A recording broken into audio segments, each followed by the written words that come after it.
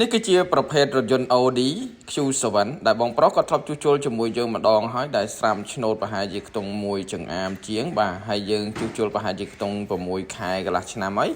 តែឥឡូវនេះគាត់ស្រាប់តែមានបញ្ហាស្រាមមួយកន្លែងទៀតកន្លែងដែលយើងជួសជុលមុនគឺអត់មានស្រាមរៀលដើរក៏អត់ឡើងកាយមកចាំងឆ្មាច់ភ្លឺដែរបងប្អូនទាំងគ្នាឥឡូវយើងមកមើលពីកន្លែងមួយទៀតដែលវាទៅនឹងស្រាមថ្មីទេហើយបងប្រុសក៏ជឿជាក់លើភេដារ៉ាដដែលក៏អត់មាននិយាយថ្លៃទេអីទេគឺគាត់ដឹងពីតម្លៃនៃភេដារ៉ាជំនាញកញ្ចក់រថយន្តគាត់ប្រេះស្រាមគាត់ធ្លាប់អត់ហើយអញ្ចឹងណាបាទនៅកញ្ចក់របស់គាត់នេះគឺស្រាមពីរគ្រាប់ជាប់គ្នានេះខាងក្រៅជិះស្រាប់តែឃើញឆ្នូតមកខាងលើអញ្ចឹងទៅហើយគាត់ក៏បានហៅក្រុមការងារតារាជំនាញកញ្ចក់រថយន្ត3ប្រេះស្រាមមកធ្វើការអត់កញ្ចក់រថយន្តរបស់គាត់ដល់ទីកន្លែងតែម្ដងព្រោះដោយសារតែក្រុមការងារយើងធ្លាប់មកកន្លែងផ្ទះគាត់អញ្ចឹងណាក៏យើងដឹងហើយអញ្ចឹងបាទហើយសម្រាប់ការប្រើប្រាស់ទឹកថ្នាំជាប្រភេទទឹកថ្នាំបាឡម៉ង់ដែលមានគុណភាពធន់មាំជាប់បានយូរជាមួយនឹងប្រភេទឆ្នូតបែបនេះគឺយើងធ្វើទៅជាប់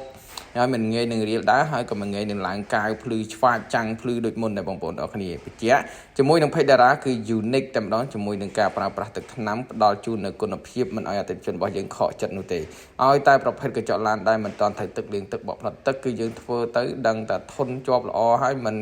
សូវឃើញស្នាមច្បាស់ទេបងប្អូនបាទបងប្អូនមើលទៅនេះការដែលអត់តាន់ធ្វើនឹងក្រោយពេលធ្វើតិចទៀតយើងនឹងបង្ហាញលទ្ធផលដល់អ្នកគ្នាចាក់មកទៀតបើនិយាយពីបច្ចុប្បន្នការប្រើប្រាស់ទឹកថ្នាំជាងមានច្រើនប្រភេទជាងមានច្រើនបងប្អូនអរគ្នាការប្រើប្រាស់ទឹកថ្នាំក៏ខុសគ្នាដែរតែភាគច្រើនគឺនាំចូលមកពីចិនកាលណាប្រើទឹកថ្នាំចិនគឺខ្ញុំប្រើឡើងឆ្អែតដែរគឺ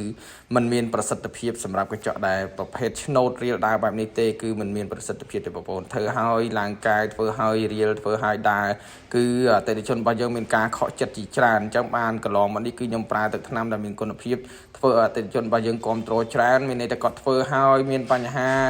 ឡានផ្សេងគាត់ហៅយើងទៅធ្វើទៀតអីចឹងណានេះជាទំនុកចិត្តមួយដែលខ្ញុំផ្ដល់ឲ្យអតិថិជនរបស់ខ្ញុំគឺមិនឲ្យខកចិត្តទេបើទោះបីជាតម្លៃខុសគ្នាតិចតួចមែនតែ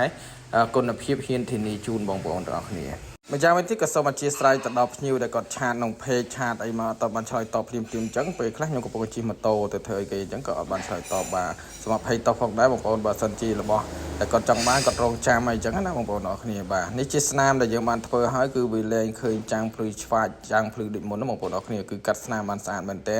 វានៅឃើញតិចបំផុតតែម្ដងតើយកពិនិត្យបានឃើញអញ្ចឹងបងប្អូនអរគ្នាបាទអរគុណច្រើនបងប្រុសសម្រាប់ការគ្រប់គ្រងនិងជឿជាក់លើតារា